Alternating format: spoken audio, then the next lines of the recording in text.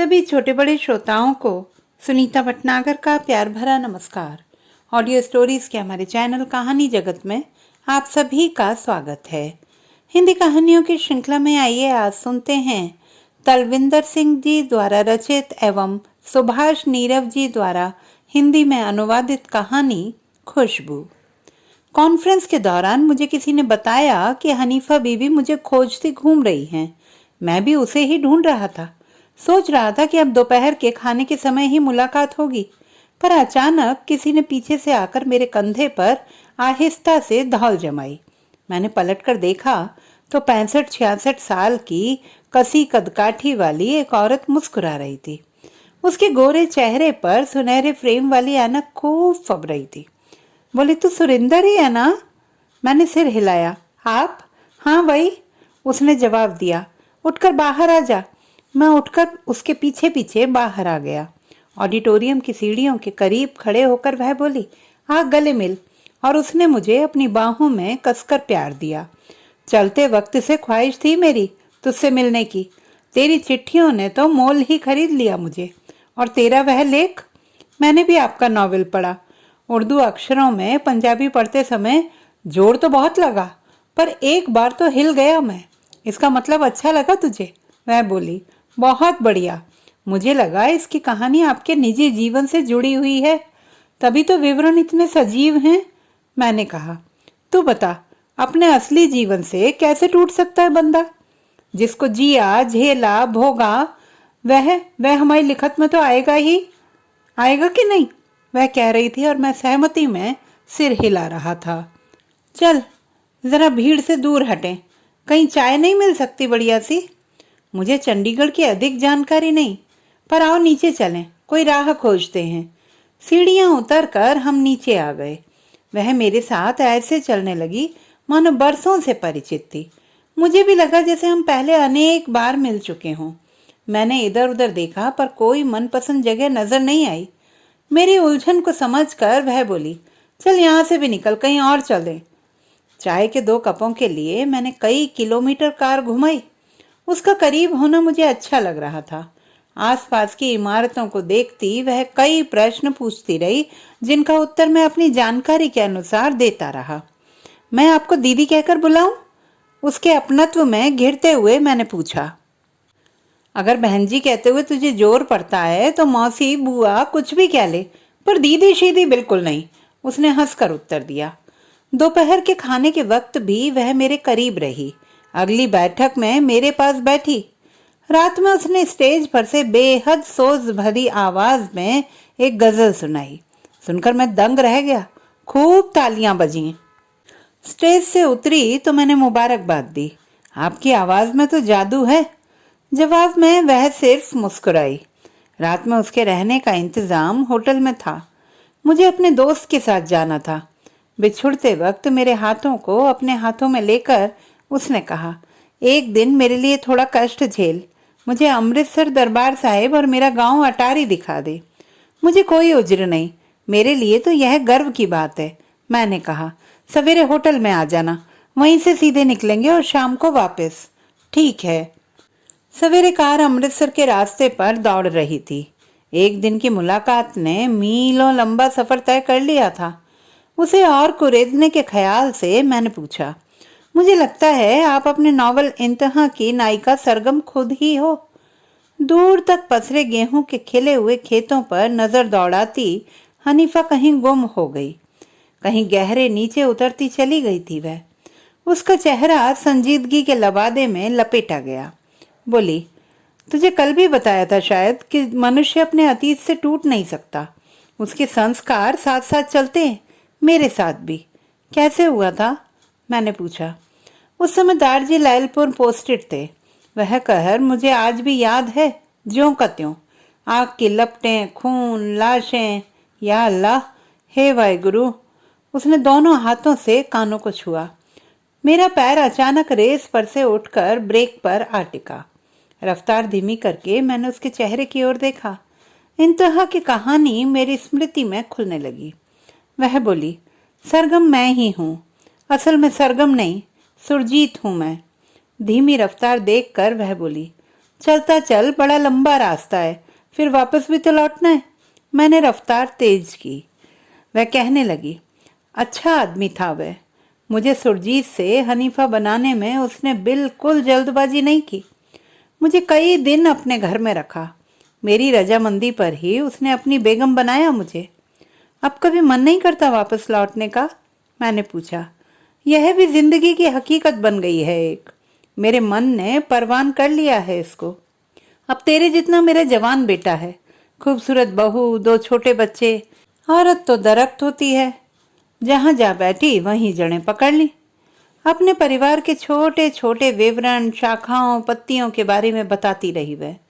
उसकी कहानी से एक में एक हुआ मैं अनदेखी राहों पर चलता रहा।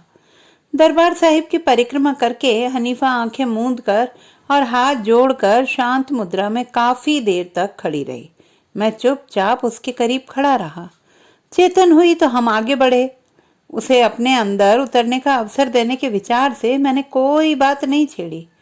दुख भंजनी बैरी के पास उसने चरणामृत लिया। फिर बोली, कहाँ से गोले चलाए थे भारतीय फौज ने? इस प्रश्न की तो मैंने कतई कल्पना भी नहीं की थी। फिर भी मैंने इशारा किया। इस रास्ते से टैंक अंदर आए, उस कोने से फायरिंग की गई। संत कहाँ थे उस समय? वो सामने देखो, वो अकाल तख्त है वहां। यह अब दोबारा बनाया गया है, मैंने बताया। हनीफा कुछ देर चुप रही, फिर बोली, कौन जालिम है और कौन निर्दोष, कौन कह सकता है?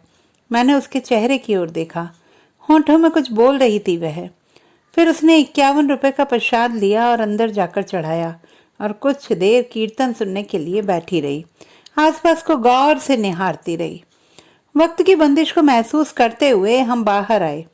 आसपास के भीड़ भड़क्के को वह बड़ी दिलचस्पी से देख रही थी। यह वो अमृतसर नहीं जो अब तक मेरे जहन में था। तब तो साधारण से शहर था ये, वह बोली। अब तो लाहौर भी वो लाहौर नहीं होगा, वह भी बदल गया होगा, मैंने पूछा। हाँ, उसने कहा, पर बंदे की जहनियत सदियों तक नहीं बदलती। बहुत कुछ बासात सड़ा गला उठाए घूमता है आदमी अपने साथ। यह भी दुरुस्त है, मैंने कहा। ऊंचे पुल से मैं नीचे की ओर उतरा तो उसने पूछा, हम छहराटे की ओर नहीं मुड़े? नहीं, अटारी की तरफ मुड़े हैं, मैंने हंसते हुए बताया। एक ही बात है या कोई दूसरा रास्ता है ये? उसने गौर से इधर उधर देखा। नहीं नहीं, वही है, जीटी रोड। पेशावर से कलकत्ता, लाहौर से अमृतसर, वाहगे से अटारी जाने वाली सड़क। सड़क तो सीधी है, सिर्फ फाटक है बीच में। मैं भावुकता में बोल उठा। पुतलीगढ़ चौक, खालसा कॉलेज, यूनिवर्सिटी के पास से गुजरे हम। छहरटा चौक से गुजरते हुए उसने पूछा था, यहीं कहीं नारायणगढ़ होगा? मेरी एक बुआ रहती थी वहां, बच्चन कौर। यह आगे नारायणगढ़ ही है। फूफा जी का नाम याद है? शायद सरदूल सिंह या सुलक्षण सिंह, याद नहीं ठीक से। और पता नहीं उनके बाद कौन होगा, कोई होगा भी या नहीं। नारायणगढ़ पीछे रह गया। अब उसकी नजर आगे टिक गई थी। इस रोड से आगे थाना आएगा, घरिंडा। उस थाने में सरगम अपने बाप के साथ आती है एक दिन। किसी मुजरिम को उसका बाप पीटता है तो चीखें मारती हुई बाहर दौड़ती है वह। मैं मुस्कुराया। तब सुरजीत के दारजी यहाँ पोस्टेड थे? हाँ, हम अटारी रहते थे, किराए पर। मेरा जन्म अटारी ही हुआ। 2 घरों में हम रहे। वे घर अभी भी मेरे सपनों में आते हैं। अटारी की सीमा में पहुंचते ही हनीफा का चेहरा खिलने लगा था। भीड़ भरे बाजार में मैंने कार घुसा ली। एक जगह वह बोली, रोक तो कार यहाँ, शायद यही जगह है वह। एक साइड पर कार रोकी तो मैं बाहर निकलकर इधर उधर देखने लगी। बाहर आ, तुझे दिखाऊं अपना पहला घर। मैं बाहर आया और उसके साथ ही ऊपर की ओर देखने लगा। दुकानदार हमें विशेष नजरों से देखने लगे। सोचते होंगे कि ग्राहक तो लगते नहीं, कुछ खोजने आए हैं शायद। बिल्कुल यही है, बेहद उत्साहित होकर वह कह रही थी। वो खिड़की है जहां खड़ी होकर मैं नीचे देखा करती थी। एक फकीर गुजरा करता था यहाँ से, उसकी प्रतीक्षा किया करती थी रोज। कोई गीत गाया करता था वह, पता नहीं क्या था वह।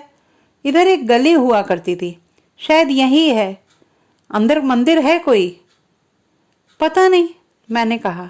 पर समीप ही आ खड़े हुए एक बुजुर्ग ने हामी भरी। हाँ, है मंदिर, है ना बाबा जी? हनीफा खुश हो गई वहाँ रामलीला हुआ करती थी, अभी भी हुआ करती है, बुजुर्ग ने बताया। कमाल हो गया, हनीफा हैरान थी। आओ तो देखें जरा। सामने वाली हलवाई की दुकान वाला मेरे करीब आया। कैसे सरदार जी? इन बीबी जी के बचपन का गांव है यह, यहीं जन्मे पले, कम से कम 57 साल के बाद आए हैं, मैंने बताया। मेरी बात सुनकर बुजुर्ग ने आंखें चौड़ी की। कौन था बीबी तुम्हारा बाप? थानेदार भजन सिंह को जानते हो? वह बोली। एक क्षण के लिए बुजुर्ग ने गोता लगाया और अगले क्षण बाहर निकल आया। उसकी तो बीबी जी बड़ी धाक थी, चोर उचक्के उसका नाम सुनकर कांप जाते थे। तो तुम उनकी बेटी हो? तेरा नाम जीता तो नहीं? हाँ बाबा जी। हनीफा को लगा मानो इस गांव में उसकी जड़ अभी भी हरी थी। उसके घर को देखने के लिए हम सीढ़ियां चढ़े। घर के कमरों को देखती वह आनंद विभोर हो गई। यह अलमारी वही है जहां मेरी सहेली ने मुझे बंद कर दिया था और खुद बाहर दौड़ गई थी। मैं चीखती चिल्लाती रही थी, पर मेरी कौन सुनता। मर ही जाती अगर माँ ने आकर अलमारी ना खोली होती तो। घर का मालिक हैरान हो रहा था। उसकी हैरानगी को भांपते हुए हनीफा बोली, यह मेरा घर है, पर आप अब रहो यहाँ। छतों दीवारों को निहारती हनीफा बाहर निकली। सीढ़ियां उतरे और आगे बढ़े। बुजुर्ग को हमने संग ले लिया। कदम कदम पर वह रुक जाती और दरवाजों झरोखों को देखती बीती यादों में उतर जाती। इस ऊंची इमारत के बिल्कुल ठीक ऊपर से एक लड़की ने छलांग लगाकर खुदकुशी की थी। इस जगह लाश पड़ी थी उसकी, एक जगह रुककर उसने बताया। मैंने बुजुर्ग की ओर देखा जो दिमाग पर जोर डाल रहा था। हाँ, हुआ था यह वाकया, सच है। क्यों क्यों हुआ था? मैंने पूछा। ऐसी घटनाओं के पीछे एक से ही कारण होते हैं, वह बोली। पंडितों की बेटी थी वह, किसी मुसलमान लड़के से ब्याह करना चाहती थी। जब मजहबी तवाजन ना बना तो ऐसा तो होना ही था। बिल्कुल यही बात थी, बुजुर्ग ने कहा। बीबी, तेरी तो बड़ी अच्छी याददाश्त है। इस बार बुजुर्ग रुका। यह है अपना गरीब खाना, आओ कुछ खा पी कर चलो। उसे हाँ ना में जवाब देने से पहले हनीफा फिर स्मृतियों में उतर गई। यहाँ विवाह हुआ था एक, इस चबूतरे पर दुल्हन को बिठाया गया था। बड़ी सुंदर थी वह दुल्हन। एक पुरानी कुइया के चबूतरे की ओर देखकर वह बोली थी। बुजुर्ग की आंखें चमकी। मेरा ही हुआ था। वह दुल्हन कहाँ है, सुर्ख लिबास वाली गोरी चिट्टी? हनीफा खुश हो गई। घर में ही है, आओ मिलवाऊं। हम अंदर गए। बुजुर्ग ने अपनी पत्नी को बुलाया और हमसे मिलवाया। हनीफा ने उसे कस कर गले से लगा लिया। फिर बोली, तुम तो बूढ़े हो गए इतनी जल्दी। समय का रंग है, तुम भी तो हो ही गए हो, वह बोली। पर हनीफा नहीं मानी। मैं तो अभी जवान हूँ, बुढ़ापे को करीब नहीं फटकने देती। फिर आज तो बिल्कुल ही नहीं। आज तो मेरी उम्र 13 साल से अधिक है ही नहीं। उसकी बात ने सभी को हंसा दिया। वहां हमने ठंडा शरबत पिया, फिर घाटी की ओर मुड़े। अंधी ड्योढ़ी देखकर तो मैं भी हैरान रह गया। कमाल की कारीगरी थी, कमाल की ओट थी। हनीफा ने बताया, इस जगह की यह ओट आशिकों के लिए जन्नत जैसी है। लड़के लड़कियां यहाँ मिला करते थे। बुजुर्ग ने कहा, अभी भी कौन सा कम मिलते हैं। मैंने वहां के कोनों, ओटों और अंधेरों को देखा। आगे खुली जगह थी। हनीफा बता रही थी, यहाँ हम खेला करते थे। वो सामने वाली डाट पर कबूतरों के झुंड बैठते थे। सरदारों की बहुएं घघरे पहने यहाँ से गुजरती। पीछे पीछे नौकरानियां उनके घघरों को उठाकर चलती। नानकशाही ईंट की बिल्डिंगों के खंडहरों को देखते हुए हम हनीफा की अगुवाई में उसके दूसरे घर की ओर जा रहे थे। इस घर का मालिक एक स्कूल अध्यापक था जो संयोग से मेरा परिचित निकल आया। मैंने उसे हनीफा से मिलवाया। अंदर घर में घुसे तो वह एक बार फिर यादों की पिटारी खोल बैठी। पुराने कमरों को खुलवा कर देखा। दरवाजों और शीशों के रंग तक याद थे उसे। स्कूल अध्यापक अमरजीत पूरी दिलचस्पी से हमारे बीच शामिल हो गया। ऊपर छत पर जाकर वह सामने चौबारे की ओर देखने लगी। फिर मेरे करीब होकर हल्के से फुसफुसाई, नॉवल का एक चैप्टर यहाँ भी खुलता है, याद है? कौन सा भला? मैंने अपनी स्मृति पर जोर मारा। जब सरगम को जमींदारों का लड़का चौबारे पर खड़ा होकर देखता है।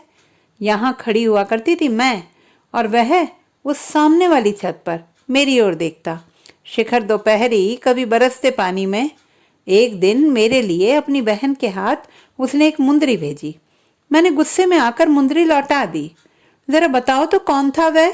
अमरजीत भी हमारे रंग में रंग गया। स्वरूप सिंह नाम था उसका, रूपा रूपा कहते थे, हनीफा ने बताया। तो आप स्वरूप सिंह नंबरदार की बात कर रहे हो?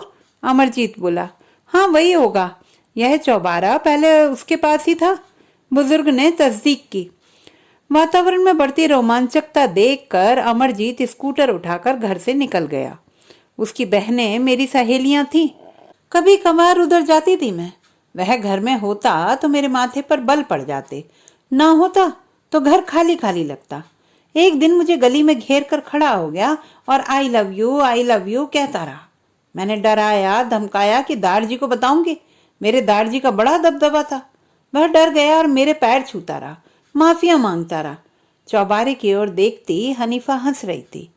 फिर कब तक चला यह सिलसिला? मैंने पूछा। बस 1-1.5 साल। 46 में दारजी की बदली लायलपुर हो गई। वहां रहे हम साल भर। जब हल्ले शुरू हुए तब दारजी दंगाइयों से निपटते हुए मारे गए। घर बार छोड़कर मैं और माँ एक काफिले के साथ आ रही थी कि हमला हो गया।